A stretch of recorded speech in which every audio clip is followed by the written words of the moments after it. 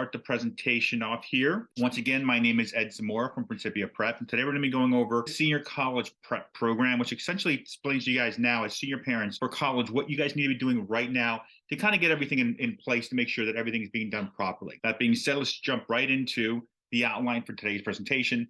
Today, we're going to be going over a bunch of different things you guys should be considering and looking to do at this point in time. We will be explaining to you guys what to be looking for as far as financial aid award letters, what they look like, how to appeal them, what should be on there, what shouldn't be on there, talking about federal loans versus private loans, what's out there, what's available, what paperwork you would need to do to get these loans in place, as well as other scholarships available out there for continuing students, which typically means after your student starts freshman year, what other scholarship money potential is out there for your student at the college they're attending, as well as future costs for college, as well as legal forms to look out for, things you need to be filling out, such as the FERPA form, as well as the HIPAA form, things that legally you want to get done before your student gets dropped off at campus, before the semester starts basically for freshman year in the fall. That being said, before we go into that though, let me once go over the fact that we have a YouTube channel. Obviously, a lot of you know this already.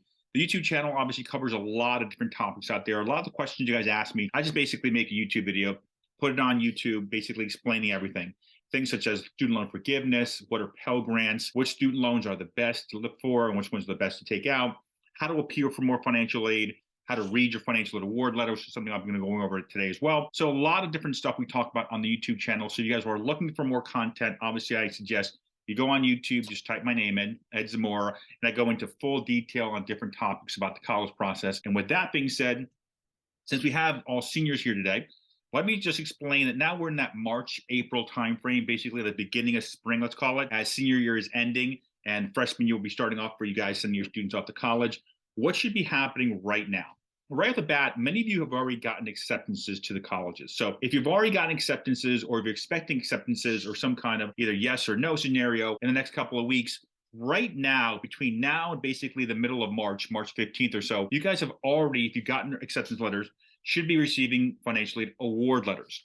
Typically, financial aid award letters come within 2 to 3 weeks of acceptance. So if you're expecting an acceptance, let's say March 15th, then by the end of March, you should be getting a financial aid award letter, as long as you've done the financial aid forms, of course. Now, the financial aid award letter breaks down into different categories of things on there, such as scholarships, grants, loans, work programs, etc. I'm going to show you guys here how to read a financial aid award letter when they come in about 2 or 3 more slides. But at this point in time, acceptances and financial aid award letters should be coming in now or should have already arrived. The next thing that's going to happen is once you guys decide which college your student wants to go to, by May 1st, you guys must make a deposit, typically somewhere between $500 to $1,000. That's a typical deposit, counting both deposit to lock your spot into admissions, as well as your housing deposit to lock your housing in for your student as well. Now, the deposit must happen by May 1st. That's kind of the deadline you guys have here to figure out where your student wants to go to college. Now, by the time you guys make the deposit, typically when the deposit goes in, within about a week or two of the deposit going in, you guys start receiving welcome packets. Now, these welcome packets are very important because they have a lot of stuff in them. Right at the bat, once you deposit and you get the welcome packet, in that welcome packet will be a few things that are very important for you guys to get done as soon as possible. Right at the bat, they're going to have you look to do placement tests, or at least your student to do placement tests for both the math and the English to figure out math and English-wise, what courses should be going into. Will they be going into the normal 101 course? Will they be going into an advanced course? Is there any classes we can test out of, basically? As well as if you don't hit the numbers they look for in the math or the English side of it, you may be placed into remedial courses, which is not a bad thing. Does happen more often than not nowadays, unfortunately, where your student will be taking a remedial class either in the math or the English side to get them up to the 101 level to be able to move forward and progress through the college process. Also within that welcome packet, besides that, is also going to be the health forms. Now, the student will have to get certain vaccinations, they will have to take certain medical tests and so on and so forth to make sure they're able to basically come on campus. So that will also be in that welcome packet as well. And after that, right around the mid-June timeframe for you guys, the seniors, you'll be getting the bill from the college. The college hasn't actually figured out what their academic bill will be for the fall or spring yet, by the way. They're just using estimates right now. So typically around the end of May, the college meets, basically the board of directors sits down and figures out how much are we going to increase tuition, how much are we going to increase the housing, the food, etc. So by the time you get to around mid-June, that's when you get the actual bill from the college indicating this is how much we expect you guys will be paying towards the cost of college for the fall and spring semester. Now, the bill they send you will be the fall bill only. They're not going to send you a whole bill for the whole year. They're going to send you the fall bill. But you can assume that fall bill you get in mid-June will essentially be just double the amount there. That basically covers the spring. So you can kind of figure out where you guys are as far as the total cost for that college for that academic year. You got the fall bill, multiply by 2. That number will be the yearly cost for you guys out there. And when you guys get that yearly bill, it's going to give you a couple options. You can either pay the bill up front. Basically, you have typically until August 1st to get the bill done for the fall semester. Or you can get a loan in place. I will be talking about loans here today, which in many cases, if I were you, I would be looking to take a loan out for the whole academic year. You can take a loan out just for the fall semester or the spring semester. You can do one and then do another loan later on. But I typically don't suggest doing that. I typically suggest just doing the loan for the whole year just to get it covered and get it out of the way. In addition to that, another thing will be with the bill will be a payment plan. Now, every college will allow you, so the 3 options are, number 1, pay the whole thing. Number 2, get a loan. Or number 3, do a payment plan. The third option allows you kind of a little bit of leeway in the sense that you have basically 2 payment plans out there. You have an 8-month payment plan or a 10-month payment plan. The 8-month basically means you're paying 4 payments in the fall and 4 payments in the spring. The 10-month payment plan means you're paying 5 payments in the fall and 5 payments in the spring. Most payment plans typically start in July. Reason is they want the payment plan to end in April before the student leaves campus in May. That way you're paid up before the student's academic year is finished. So those are the kind of things you'll be looking for from this point on. And of course, before you drop off your student at the college, you want to make sure they don't basically get into the realm of comfort in the world of, let's call it, senioritis. Now, when it comes to grades for the students, if your student goes and drops a little bit academically, that's okay.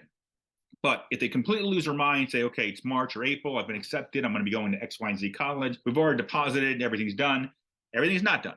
The college can rescind their acceptance of your student if the academics of the student drop dramatically. So your student goes from an A, B student to a B, C plus, B minus student, not great, but okay. But if they go from an A student to a D and failing classes student, that acceptance will be taken away. And a lot of parents ask me, this is real, does this happen? I've heard it doesn't happen, I heard it's a myth. It's not a myth. They can take away your acceptance at any point in time if your student academically drops off a cliff, let's call it, which I have seen done. Doesn't happen often, but it does happen. So something you want to make sure the student at least coasts by and gets everything done, stays within the same academic profile grade-wise, so that nothing happens later on where they rescind your offer, let's say in May and June, which would be a nightmare for any parent on here, especially for seniors who think they're going somewhere that end up not being accepted to go there because of grade drops, which you don't want to happen, obviously. Which brings us to the financial aid checklist. Now, many of you guys on here, I've already done the financial aid presentation for you guys. So many of this stuff will be kind of an overview of the stuff we talked about before. But one thing you need to realize is at this point in time now in March, April timeframe of senior year, you want to make sure to check off all the boxes here to make sure everything is in place, especially if we already know what college we're going to. Right off the bat, if you haven't done the FAFSA, you got to get the FAFSA in, like immediately. Now, the FAFSA form itself is the starting point of all financial aid assistance. Without the FAFSA, they can't give any grants, they can't give any federal loans, they can't give you any work programs, they can't do much of anything without the FAFSA form in place. So I always tell parents, just do the FAFSA form no matter what your financial situation is, because you never know what you may or may not need it for. So right at the bat, if the FAFSA is not done, you got to get it done. Most state forms, by the way, because the FAFSA is required for both federal aid, state aid, and school aid. For most states, whether it's New York, New Jersey, Connecticut, Pennsylvania, most of the deadlines are April 1st for the state deadline. So you want to make sure, whatever state you're from, if you haven't done the FAFSA form already, you got to get it in before April 1st. That's like a huge deadline. Of course, you should have gotten it in earlier, but you still have time. I would look to get it in as soon as possible. Now, if you've already got the FAFSA form in, you want to make sure that you have the state forms in as well. Now, the state of New Jersey has the NJFAMS form where you go to HESA.org, HESAA.org. If you're looking at New York, whether we're talking about Excelsior or TAP or SEEK or HEOP or anything to do with New York whatsoever, you guys are going to HESC. This is where you guys go, either one of these 2 sites. And what you want to do is, whether you're New Jersey resident, New York resident, PA resident, whatever resident you're from, you want to make sure to go on your state site and figure out, is there anything else they need from us? In some cases, if you are state eligible for any state aid, whether it be Pennsylvania for PHEA or any of the states, you can go on their state site, create a student account, and that student account will tell you if you're missing anything. In some cases, if you are missing something, it's usually something very small, like a W-2, or they're looking for a signature or a driver's license, something small usually. But if you are state eligible for any state aid, like Excelsior or TAP from New York, you got to make sure that you have all the forms in place. There's nothing missing, because if you miss the deadline, the states are typically the worst with taking away aid, because once they take it away, especially if you miss the deadline, they typically don't give it back, at least not for that academic year, which you don't want to happen right before your students start school. Obviously, not a good way of doing things. So we know we got the FAFSA out of the way. We're double checking our state stuff here for New York, New Jersey, PA, wherever you guys are from. Then the next thing you want to look at is, does a school require any additional forms like the CSS profile form, which is done on the College Board site? Some schools, like using New York, obviously NYU and Columbia, those schools want the FAFSA form, the HESC form from the state of New York, as well as the CSS profile form. If you're leaving the state and going to Massachusetts, almost every school in Massachusetts wants the FAFSA and the CSS profile. Boston University, BC, Harvard, Tufts, Babson, Bentley, they all want it. So we want to make sure we got the FAFSA in. If we need to get it in, if we haven't gotten it already, let's get it in. We got the state form in. We double check with their student account, nothing's missing. And we double check with the school. If they need the CSS, we've sent that in as well. In addition to all that, the other part of the checklist is, if you've done all the financial aid forms, you also want to make sure the school doesn't need any verification information from you. Now, if you've done the CSS profiles form, most schools that require the CSS also require a process called the IDOC, the Institutional Document Center. Now, the IDOC is very simple. It's basically a process in which you just send them, the College Board site, your taxes and your W-2s, and your students' taxes and their W-2s. Now, some schools use the IDOC for the CSS profile. Other schools use their own institutional forms. So what you want to do is, once you know you have the FAFSA in, you have the state stuff in because you checked the form, you check to see if the CSS is in, whether you need it or not, you got it in. You want to call the school next and ask them, is there anything else you guys need from us? Because there's technically 3 different levels of verification on top of doing all those financial aid forms. There's federal verification, state verification, and institutional verification.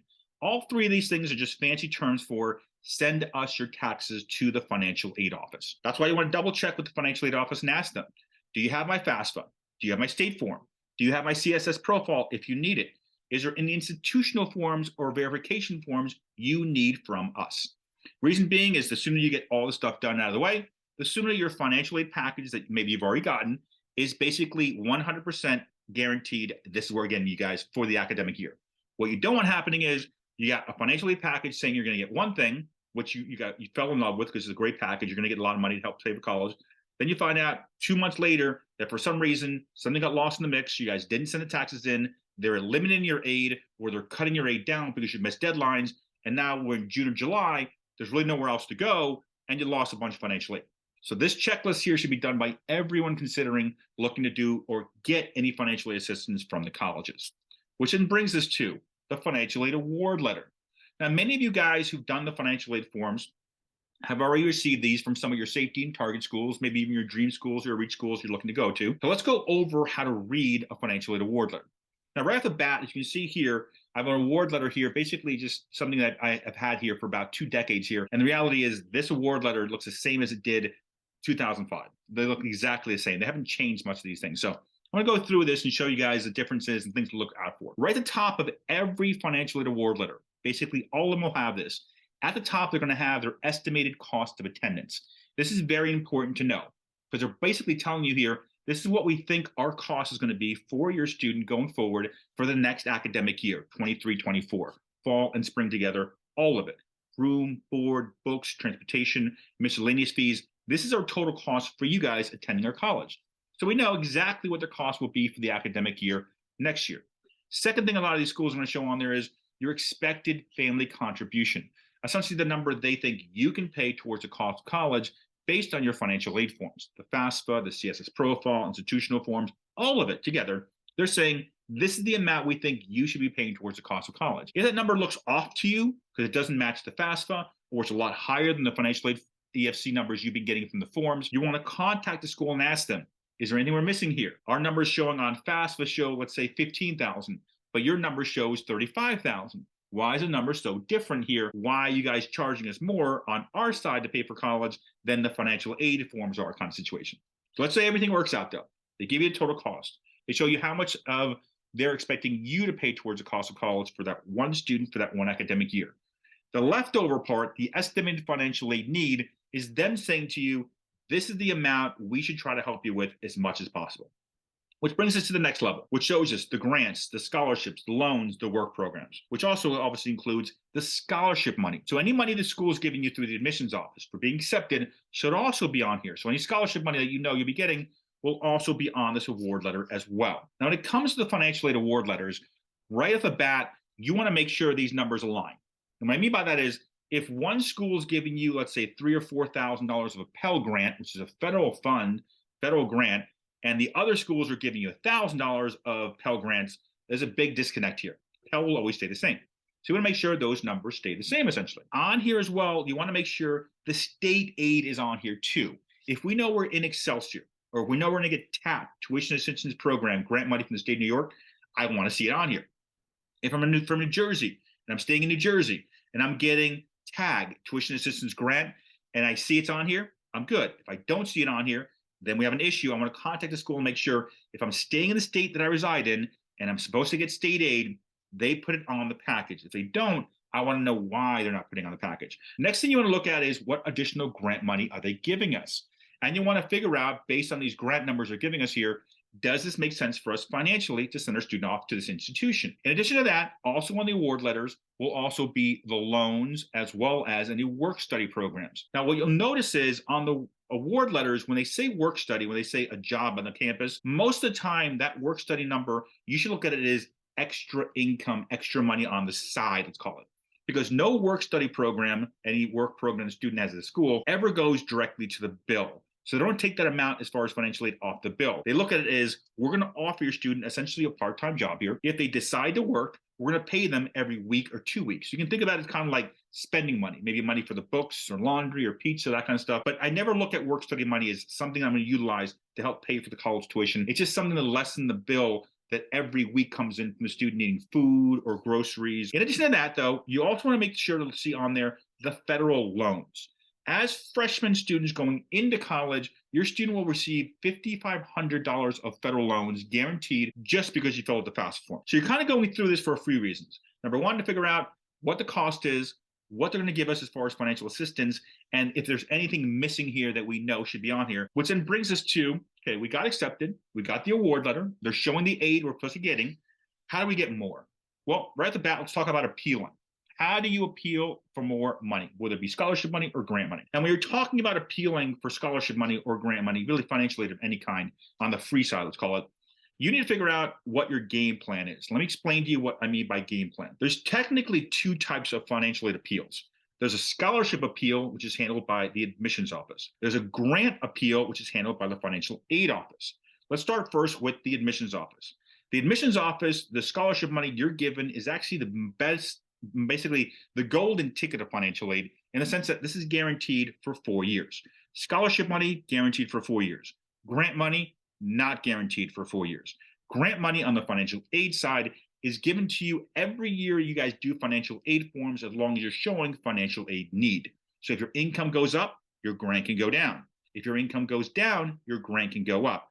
But your scholarship will always stay the same for all 4 years. With that being said, let's say we get a great scholarship from 2 or 3 other schools my student's not interested in going to, but the school we want to go to has offered us a decent amount, but not anywhere near what the other schools do.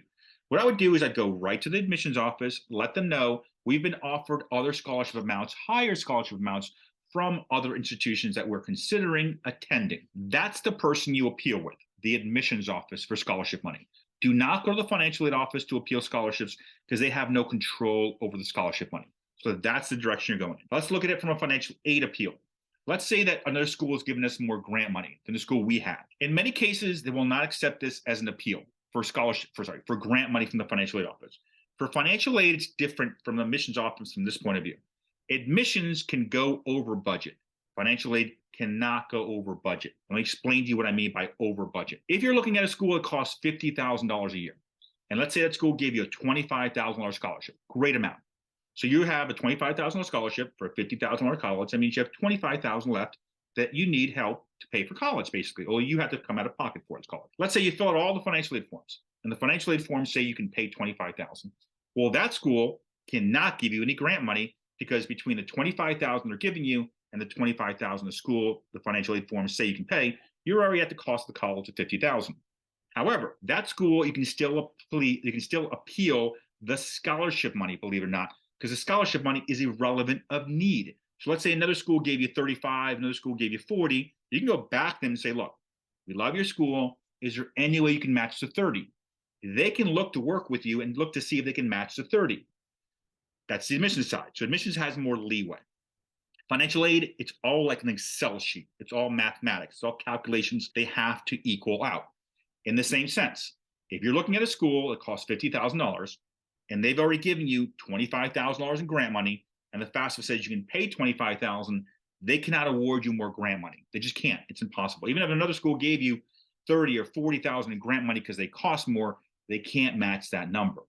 However, if something financially changes for you, you have an income drop from the 21 tax information you use for the FAFSA, your 22 taxes show a lower taxable income, you can do an appeal.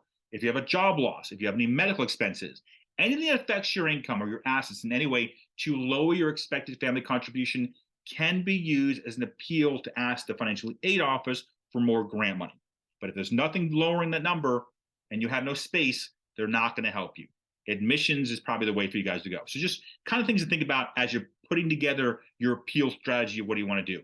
Are we looking to appeal just a scholarship, or are we looking to appeal the grant? And in some cases, believe it or not, you can appeal both depending on your situation. Which brings us to what happens once you guys get accepted to college, decide you want to go there, and you're figuring out, should we take the federal loans that they've offered us, the $5,500 for freshman year or not? And for me, I always say definitely take the federal loans for a few reasons. Right off the bat, as freshman students, their student is given the $5,500 in federal loans. That federal loan, by the way, is in the student's name, has nothing to do with the parent. The federal loan is actually paid back 6 months after the student graduates over a 10-year standard repayment, so you have plenty of time to pay back. Also, they fall into any categories of unemployment or medical issues or any kind of financial distress of any kind. You can actually do loan forbearance, loan deferment. You can even do different extensions of the repayments based on the hardships, where you can actually extend that 10-year period almost up to 30 years, believe it or not. And right now, the interest rate on the federal student loans is actually 0% because of student loan forgiveness right now. The rate will go up, by the way, unfortunately, but right now there's nothing that competes with the $5,500 federal loan at all across the board. So it's definitely something I'm looking to get done. If I'm looking for any kind of help on the loan side, always starting with a student loan of the $5,500. Plus, the benefit is it's in the student's name, so it also kind of puts their name kind of like a little skin in the game, I guess you can call it. So I'm always looking to do the federal loan in the student's name to kind of have them have a little piece of the action, let's call it. So that way you can kind of, sometimes I see parents kind of make a deal with them. If you do well academically, a 3.5 or higher dean's list, we'll pay off your federal loans. If you don't, under a 3.5 every year, you take on that loan. So different kind of ways of kind of like maneuvering around this, kind of negotiating with the student, let's call it. But for me, if you are looking for more information on the federal direct loans, you can go to studentloans.gov. This is the website that will show all your student loan information for you when the loan gets distributed from the school to the college. And with that being said, let's go over some of the things you need to look at, need to know about the federal loan. Right now, when it comes to the federal loans, the interest rate is 3.73, as I mentioned before, but it actually doesn't exist right now because of the fact that we're in student loan forgiveness. So that loan interest is actually not actually real. It's something that's being paid for by the federal government because everything's at a zero rate. However, that's going to go away, unfortunately, starting August at the latest, because that's when they're indicating the federal loan student loan forgiveness, the forbearance period we're in for all federal loans, which has been in place for 3 years now, will actually go away as it is right now.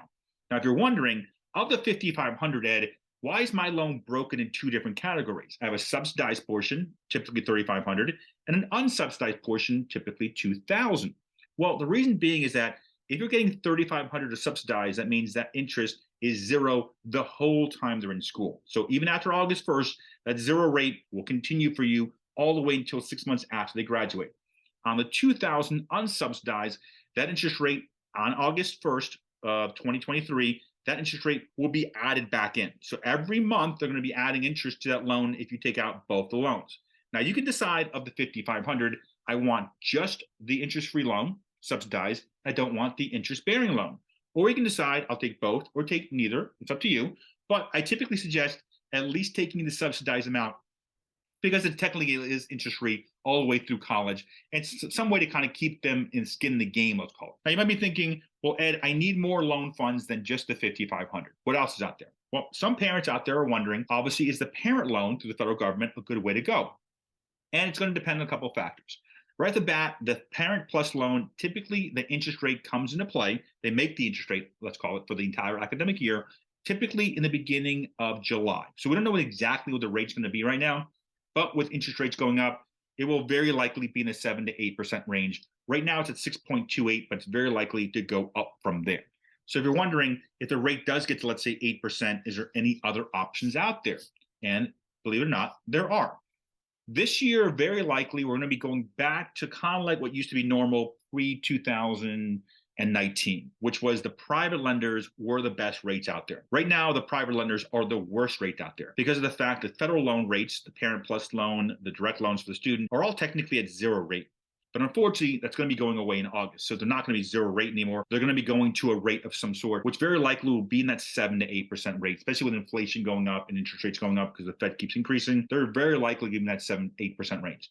So the student loans on the private side, the Sallie Mae's, Discovers, Wells Fargo, Chase, Sofi, so on and so forth. These guys, I believe, are going to be somewhere between the 6 to 7% rate. So basically, let's call it between a point or 2 points lower than the federal rates will be very likely. So more than likely, the private loan direction is where I'm probably going to be advising parents to go. If you're not sure which direction to go and you want some more information about this, very simple. In July, I make a list of the top lenders, the top 3 to 5 lenders based just on interest rates. So if you want to just reach out to me, you can either text me, call me, or email me. And by the way, my email is on every slide on the right-hand corner of all these slides here. Just email me, hey, Ed, who are the top 3 or 4 lenders this year for this academic year coming up? I just basically send a list to everyone who asks me, because parents ask me all the time in summer, who are the best lenders? Typically when the bills come out for the schools, I get a rush of emails and text messages, Ed, who are the best lenders? So I just make a list up for everyone and just send it out to whoever asks me for it. That way you guys can basically shop around and figure out who makes the most sense for you. And of course, the question is, well, when should we take out these loans? And the answer is very simple. The earliest you take out any loans should be right after July 4th. The main reason being is the end of June is when you get the actual bill. So before June, you have no idea what you're taking the loan out for to begin with. In addition, when it comes to the academic year, the fall semester, technically starts on July 1st. So the semester hasn't even started yet for next year until at least July 1st. So there's no need to do the loan stuff anytime before that. Plus, all these lenders will get you basically pre-approved within about 15 minutes. So it's very quick. They don't take weeks and weeks and weeks. It takes basically minutes to get approved. So it's very simple. Get it all done in July, and you guys will be perfectly fine. Which then brings us to, okay, we got the student in. We got them dropped off. They're starting to do well in college, so on and so forth. What if we need more help financially? What if we're looking for more scholarship help? Either we've dropped them off or we're about to drop them off, or we're thinking about, what happens later on in the academic year, even now, 6 months from now, a year from now, what if they do well academically? Is there any more scholarship money out there for them? And the answer is yes and no. Let me explain what I mean by yes and no. Right at the bat, whatever scholarship you got right now, whatever you're able to negotiate out of the college, whatever your maximum amount you're able to get from them, that's what they're going to have the entire 4 years. That scholarship will not go up at all over 4 years. Your student can have the highest GPA in the history of that college, and it's still not going to go up. However, even though the scholarship they've already given you to start the college will not go up, it does not mean you can't get more scholarship money from that college. One of the questions I would be asking right now, the admissions office, before my student deposits or we decide where they're going to be going, is, does the school have any more scholarships if my student makes the dean's list? Or if they have a specific major they're going into or a specific department they're going into? Are there additional scholarships when they are at the college that my student can obtain? Not to increase the scholarship we already have, but to be an addition to the scholarship we already have. I know it sounds kind of weird because you're probably wondering, well, if the college is giving us one scholarship, why don't they just increase it? Because all the money comes from the same endowment anyways. Why they just give it another name? I can't explain to you why. It's just the way it's done, just to pay. But I'm beelining to the admissions office and asking them, if my student studies X, Y, and Z and they do well academically, is there more money from that department that can be added to my scholarship I already have? Or if I make the dean's list at this college, regardless of the major, can we get more scholarship money because academically they're a 3.5 or higher? These are the questions I'm asking the admissions office.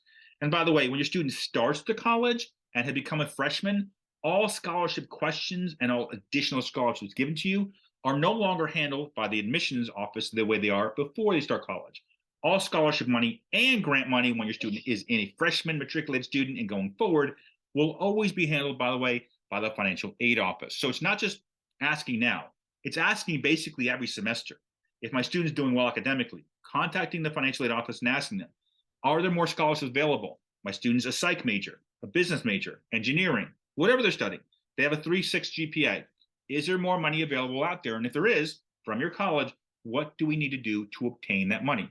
I know it sounds odd, but your student could have a 4.0 or a 4.0 scale, and some colleges, even if they have a scholarship there for making the dean's list 3.5 or higher, still won't give them the money. They must sign some paperwork to basically ask the school to give them more money, which I know it doesn't make any sense because they got a huge GPA. Why wouldn't you just give them the money? But it's just the way that a lot of these colleges handle stuff. Is they want you to go in there, get the paperwork done, depending on the department, depending on the major, GPA, etc., to get that extra funding. So just things to think about. Also, in addition to the college's own money, you also have online resources such as CapEx, FinAid, FastWeb. These are three of the ones I like the most. You also obviously have out there collegeboard.org as well as scholarships.org and meritaid.com. These scholarships here, all these websites, great resources because there's actually scholarships out there, believe it or not, from the private side that go all the way into PhDs. So MBAs, PhDs, undergrad programs, there's scholarships out there for everything. So I'm always looking and I'm always asking what else is out there, what else can be given to us in the form of scholarship money. Now, you might be wondering, okay, Ed, so we got the first year done. We did all the checklist stuff. We maximized the scholarship. We did the appeals. We got our loan in place. What if we're uncertain about our economic situation, our job situation, inflation, whatever it is? And we want to kind of figure out, what's going to happen going forward if I might lose my job?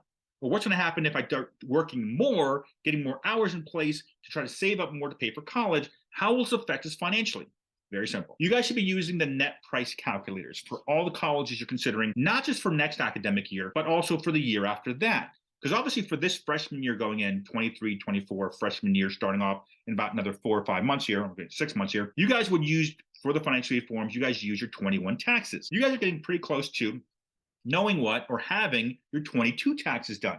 So why not go on the school's net price calculator? And by the way, if you don't know where the school's net price calculator is, down there, I have a link to the U.S. Department of Education's Net Price Calculator Center, which will show you, just type the school's name in, as you see there, begin typing to search for school, any school's name, and they'll transfer you right over to that school's specific net price calculator. You can start figuring out, if we made more in 22, how much an effect will that have on our financial aid program, our financial aid status, awards, etc., for sophomore year? What if we know in 23 here, we have a job loss, or we're getting a promotion, or we're thinking about doing more overtime? How will that affect our junior year? You can technically use these calculators not just to figure out what next year will look like, but also sophomore year and junior year, and then possibly senior year, obviously 2 years in the future tax-wise, but it gives you a peace of mind of knowing, okay, based on what we have in 22, we're getting the same financial aid package. Our cost isn't going up, or maybe our costs are going up if we stay at the school. Things to think about as you go through the process. You want to make sure to realize this is not a one-year track here. It's not a one-year situation. This in some cases is 3, 4, 5, in some cases 6 years, depending on grad school. So you want to make sure you know financially what you're getting yourself into before, obviously, the deposits go in. And to do that, down there is a link. You can just use that link, type in any school's name there, and it'll bring you right to that school's net price calculator to allow you to figure out future costs for you guys going forward. Which then brings us to the unfortunate situation that some families, some students find themselves in, the waitlist or the deferred situation. Now, when it comes to being waitlisted and deferred, there obviously is big differences between the two of them as far as waitlisted versus being deferred. The way it works is this. If you are waitlisted, you're basically at the tail end of a lot of stuff. Let me explain to you what I mean. If you're waitlisted, you're behind the early decision students, the early action students, the regular students. You're behind even the deferred students. Because deferred basically means you applied early action or early decision, you didn't get in, and they pushed you into a regular pool. Now, if you're waitlisted means you could be waiting forever. And it might not be any spots that open up. Now, unfortunately, the way it works now with the competition level of admissions, if you've been waitlisted to a high top tier school, it's very likely you're not going to get in. The amount of applications coming in now are just astronomical. If you deferred, in a weird way, your application is actually stronger, believe it or not. And I'll explain to you why in a moment. If you're waitlisted, to give you an example, Villanova received 75,000 applications. 75,000. Villanova has never received more than 60,000 in a given year. So the fact they got 70,000, 75,000 just shows there's just way too many applicants out there applying. So if you're waitlisted, At a school like that, it's just not going to happen. I've deferred it kind of in a weird way. You're going to get that second chance. And let me explain to you what I mean. When you're deferred, let's say you did early decision somewhere, top tier school. You did early decision and they pushed you in a regular pool. Well, what happens typically if you're looking at early decision for top tier schools and they push you in a regular pool is they're saying being deferred means we like your application. We just didn't have enough spots in early decision to let you in. But now that you're in the regular pool, you might be thinking, well, Ed, isn't that terrible? You pushed in the regular pool. Now you're in the vast field of the 75,000 students or plus, depending on the school. And the answer is not really from this perspective. Most top tier schools, if they take an early decision student or early decision 2 student and move them, defer them into regular, what they do is they put you kind of at the top of the list, okay? And the reason they put you at the top of the list if you're deferred for regular application is because they know that you said to them in the beginning, I'm doing early decision, which means you accept me, I'm going to be going to your school, which means in their eyes, they're looking at you, okay, if we have 10 students here and 2 of them early decision and the other 8 were just regular, and we got 2 spots, the first 2 people we're really considering for these 2 spots are the former early decision students because they already told us, you let me in, I'm coming. Because very likely those students are high acceptance rates, going to be depositing, going to be going there. The other 8 regular students, not so much. So if you're deferred, believe it or not, there's a lot more spots out there available for you. It's a lot less competitive, I guess you can call it, if you're deferred than has been in the past, especially for top tier schools, because the amount of applications they're getting. So waitlisted, probably not going to happen, unfortunately. Deferred, still have some pretty good chances here. Which brings us to legal forms to be looking out for, legal forms to be filling out. Now, right off the bat, let's talk about the first legal form called the HIPAA. The HIPAA is the Health Insurance Publicity and Accountability Act. It's basically a medical form that you guys want to get done in 1 or 2 places.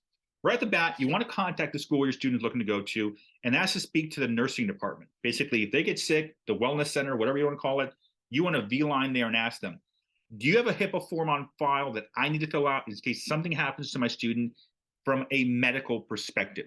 Then you want to find out where is the local hospital, clinic, whatever situation is, if my student gets sick, that they get sent to.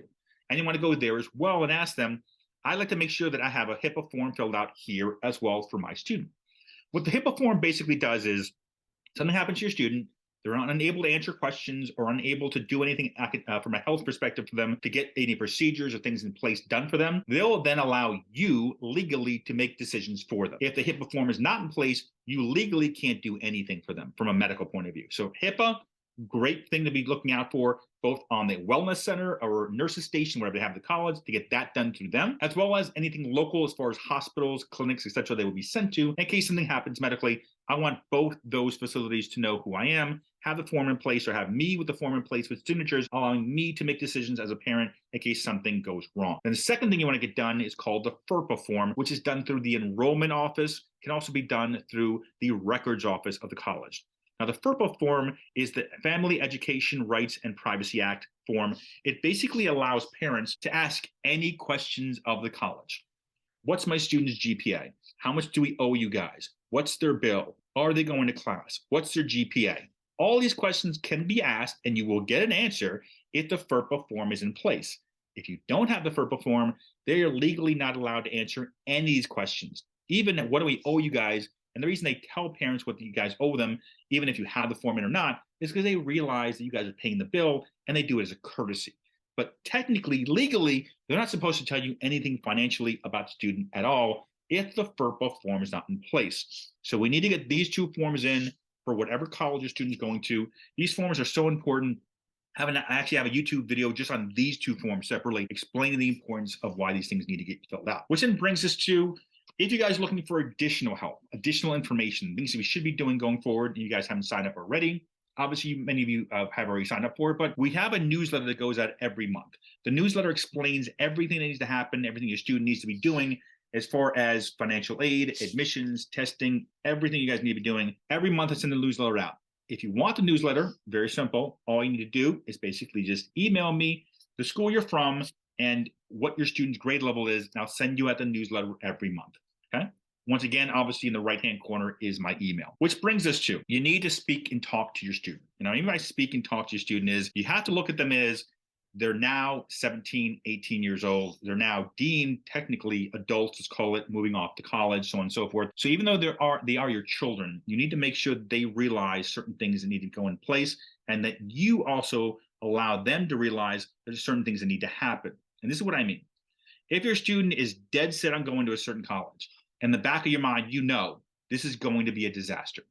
As far as the college costs way too much money, or the college is somewhere that you know your student is not going to thrive academically or socially, etc., you need to sit down with them and basically say, let's go grab a cup of coffee. And just say to me, why do you want to go to this college? Just explain to me. This isn't a debate. This isn't going to turn into an argument. As far as this is not something competitive. This is something you want to sit down and say, okay, you want to go to this college for this reason. This is what I think of the college. Let's discuss the pros and cons. And one of the pros and cons, one of the bad situations is most teenagers have no idea what money actually means. And I don't mean that to be negative as far as any students on the call. I mean it from a historical, actual experience point of view, from this perspective. A student looks at a college and says, okay, it costs 60 or 70,000. I'm going to leave school. I'm going to make 100,000. I can pay that off easily. A parent who's been working for 20 plus years looks at it as, I make $100,000 a year. The school costs $70,000 a year. It'll probably take me 5 to 6 years to pay off that 1 year. Because the student doesn't realize you have insurance, you have living expenses, you have food, you have rent, you have a car, you have things that you have to pay for that's coming out of the 100,000. And if you're lucky to make 100,000, which most students, unfortunately, on the call, I'll be honest with you, you're not going to be making anywhere near $100,000 a year. Even if you do make $100,000 a year as a single person, they're probably going to take 20 grand of that off as far as taxes. So you're not at 100, you're at 80. So if you're looking at a college that costs 70,000, and you're looking at 70 for year one, then 70 for year two, then 70 for year three, and year four, let's not even consider grad school. When I say 70, 70, 70, that means I'm not even considering increases. And colleges increases by anywhere between 4 to 6% every year. So it's not going to be 70, 70, 70, 70. It's going to be 70, 72, 76, 78, 84, etc. But we'll just use 70. If you're looking at $280,000 in debt and you're making $100,000 a year, it will take you very easily at least a decade before that bill is paid off. And that's not me trying to be negative. That's just the reality of the situation. So you need to think, is this $280,000 or $300,000 plus college really worth me mortgaging my 20s? That's what you need to think about, because that's what you're doing. If you're exceeding $150,000 in debt, you're mortgaging your 20s. There's no other way of putting it. Even if you stayed home, even if you made $100,000 and every year after taxes you send it all to the Sally Mae people, that's still 5 or 6 years of your life gone that you'll be living at your parents' house. It's just the reality of the math. There's no other way of putting it. So it's just something to think about. Or if you know they're going into a major that makes no sense, or whatever the situation is, you got to sit down and talk to them. Because the worst situations I see every year, and I've been doing this 25 years, by the way. I've been doing this longer your kids have been alive, probably longer you've been married. The worst situation I see every year is not the student who goes to the wrong school or has to transfer or fails out or gets kicked out or everything. Those aren't the biggest issues. I see that all year long. The biggest issues are the student comes into my office. We're doing a Zoom call, and they say, okay, Ed, we need help. I say, okay, what do you need help? And they say, we have $250,000 in debt. What can we do? And I say what I say to every parent. There's nothing you do. You got to pay it back. This is a conversation you should be had 5 years ago. Coming in 4.5 years after college graduation, 6 months grace period. Now the loan's got to be repaid back, and you can't afford to pay back $3,000 a month for the next 10 years. This conversation should have been had years ago. This is why now is the time you can kind of sit down and go, okay, does this make sense for me to go into this kind of debt?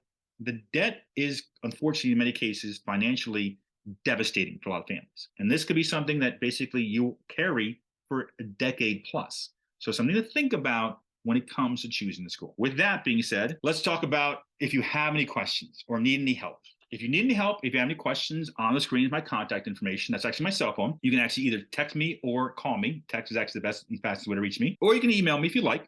Either or, up to you guys. But other than that, that's today's presentation.